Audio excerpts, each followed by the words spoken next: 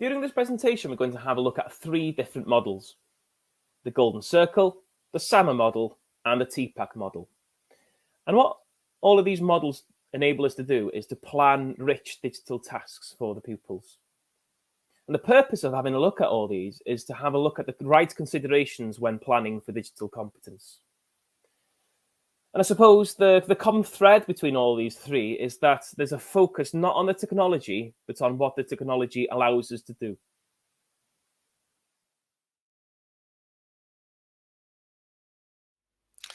So the first model we're going to introduce today is the Golden Circle, and this is probably one that you've seen several times in the past. It's been used in various contexts within education. So let's start on the outside of this model on the what level. As teachers, we're all experts in what we do, and by now we're also experts in how we do it. But when we ask this question right at the centre, which is why, are we always intact with why we do what we do from a digital point of view? So the answer to this why question should always refer back to the learning, and digital technologies should always be used to enhance and to improve that learning process. So I'll share an example with you. So in my class, I've used a word processor, an online word processor such as Google Docs or a Word Online. And I've asked my pupils to write a letter using this type of technology. So what are we doing? We're writing a letter. How are we going to do it? We're going to do it online using Google Docs. If I get to the center of this model now, then to the why. So why have I used Google Docs to do it? Why have I designed my learning activity in this particular way? Well, that technology allows me then to get my pupils to leave comments on each other's work. Why is that important? Well, they're able then to guide each other's learning journey. They're able to influence each other's learning by suggesting improvements. So the overall standard of that piece of work will always be improved through the use of that particular technology. So that refers back to the learning. So by using the technology, as I said, the overall standard, the final standard of that piece of work has improved through the use of digital competence. Another example now then, let's start on the what. So what do I want my pupils to do? I want them to be able to present information. How are they going to do that? I'm going to leave this open-ended. I'm going to allow my pupils to decide what method they want to use to be able to present information. By now we've got several different methods of presenting information that they can choose from. Why am I doing this task? What's important? How is this going to be interlinked with the learning? So what I want them to achieve from this task is to develop their creativity, and I want them also to develop their ability to communicate with the audience. So obviously considering what information they want to transfer over to the audience, how do they want that audience to feel, and so on. So again, that why right at the centre is referring back to the learning, and by referring to this why, by referring back to the learning, we always make sure then that we use authentic learning experiences, and all our learning experiences are very rich learning activities, and they are they're underpinned with a sense of purpose.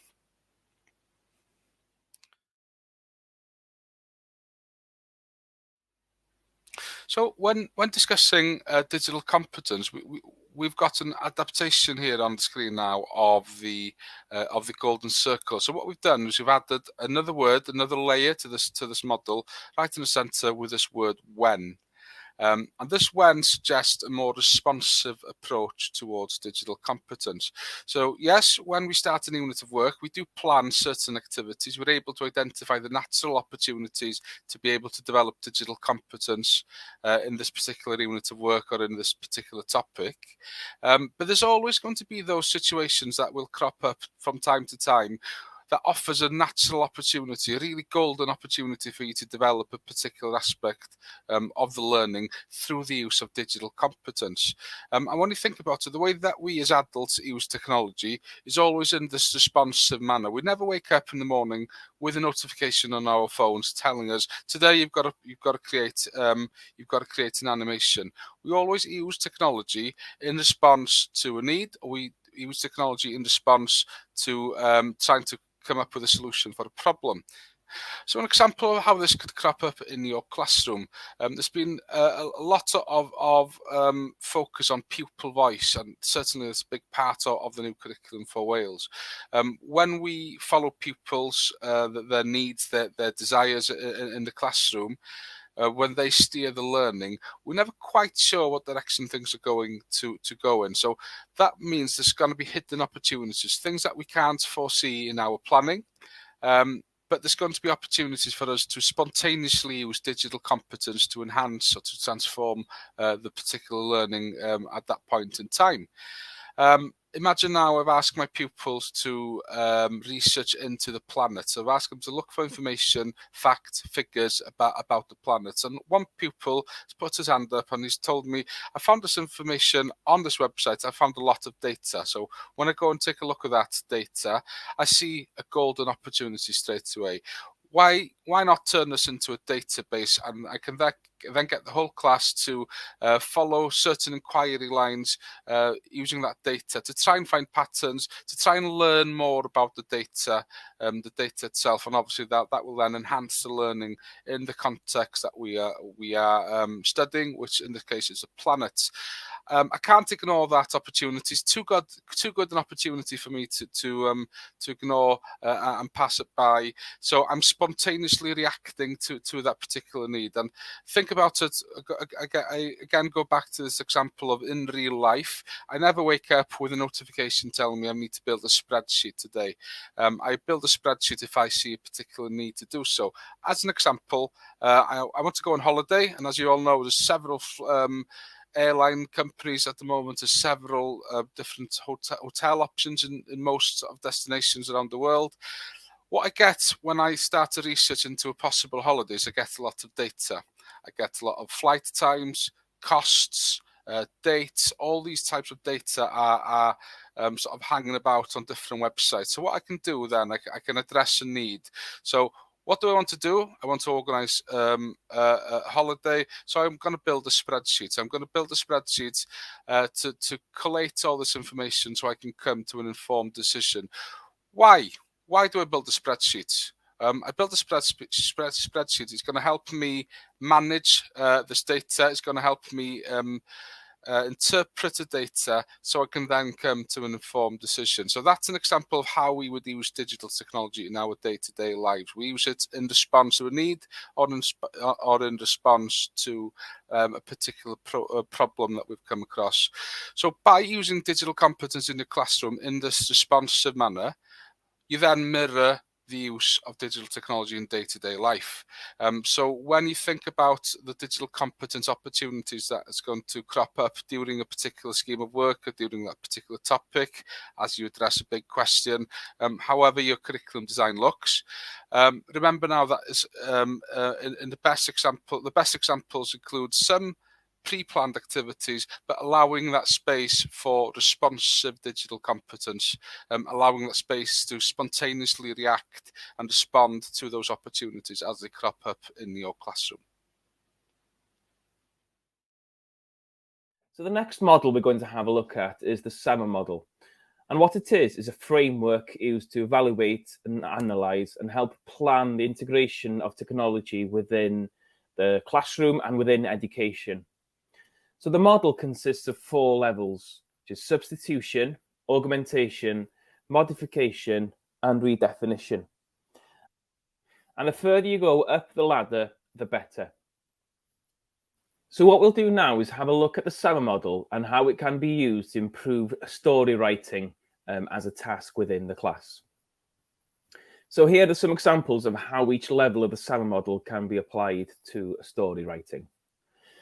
So substitution, at this level, students could use a word processor or a digital writing tool like Google Docs or Microsoft Word to write their stories instead of pen and paper. And this can make writing process faster maybe and easier to edit, but the actual task hasn't changed a lot there. It's a direct substitution. Augmentation, so the next level up. At this level, the students could use digital tools such as spell check, grammar check, to improve the accuracy and quality of their writing. They could also use online thesauruses and dictionaries to find new words and improve their vocabulary. But again, the task hasn't really changed. All it has is a little functional improvement. What it really changes is when we go from the enhancement section up towards the transformation and having a look at modification. So modification, at this level, students could use technology to collaborate together on a shared document. This would allow for some feedback in real time and also some editing rights.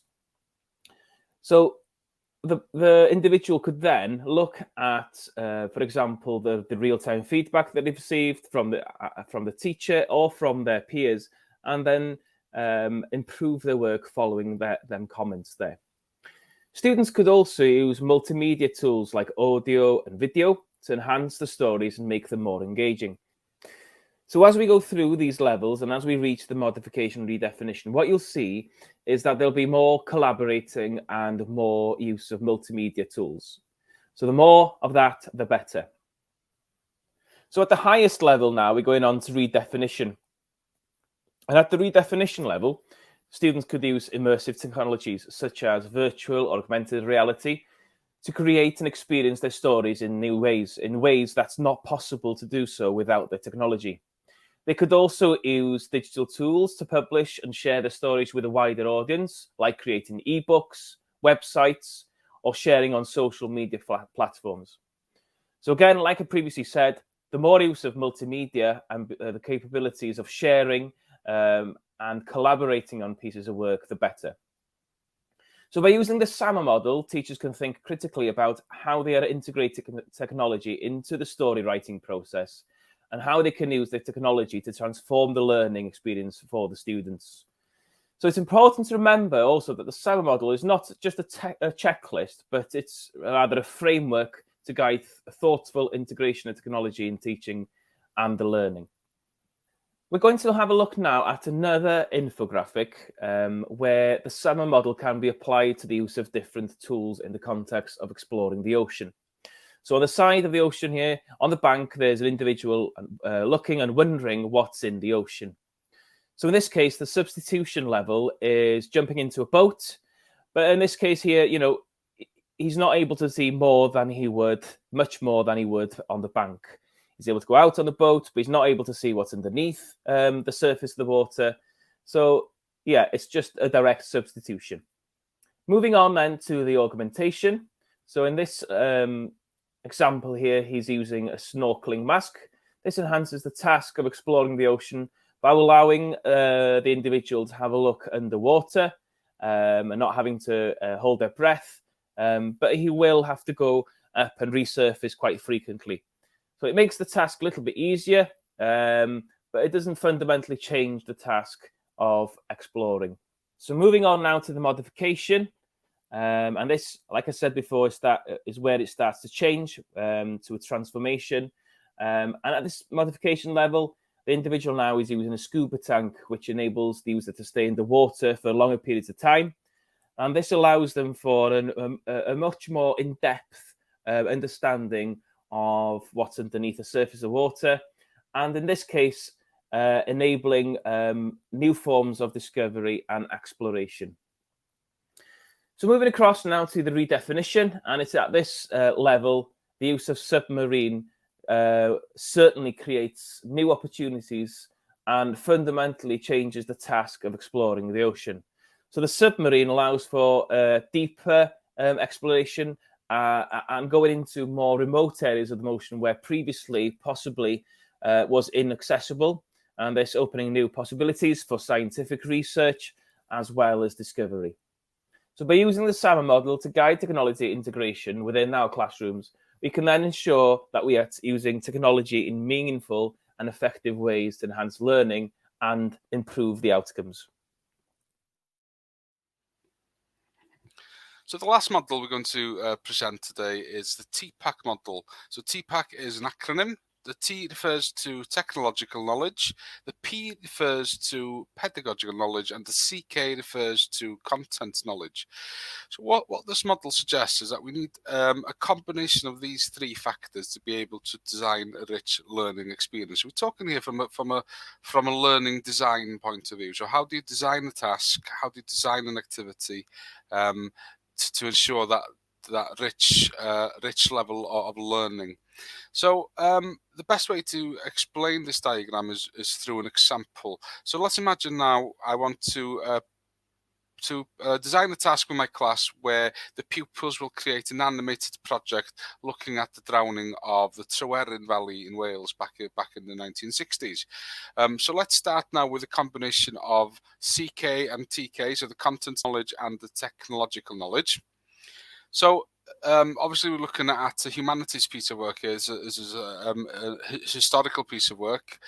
I want my pupil to be able to transfer the right historical facts in chronological order and select the main fact that they want to transfer through their video. From a technological point of view, I want them to be able to use various methods of animation, use higher level editing skills to put everything together and really create a sort of high standard piece of work. I haven't considered the pedagogical aspects of this now. Then, so if I forget the pedagogical aspects, or if I don't factor that into my design, what we'll get then is a variable standard in the quality of the work that's been produced. For example, the pedagogical aspects, I haven't modelled expectations. I haven't drawn the pupils' attention to what a good animation project looks like. I haven't asked my pupils to compare a poor example with a good example so they can develop an understanding of what they're trying to achieve. And because of that, obviously, the overall standard of the work will be variable at best. So let's remove the content knowledge now then. So let's concentrate on the technological. So yes, they've got the ability to be able to create an animated project. This time I have considered the pedagogical aspect. So I've modelled expectations. We've discussed what makes a good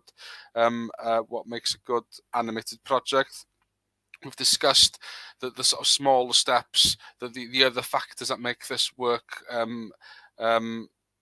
effective, such as how do you make the audience feel, what type of music will we play in the background, and so on. But we haven't focused this time on content knowledge.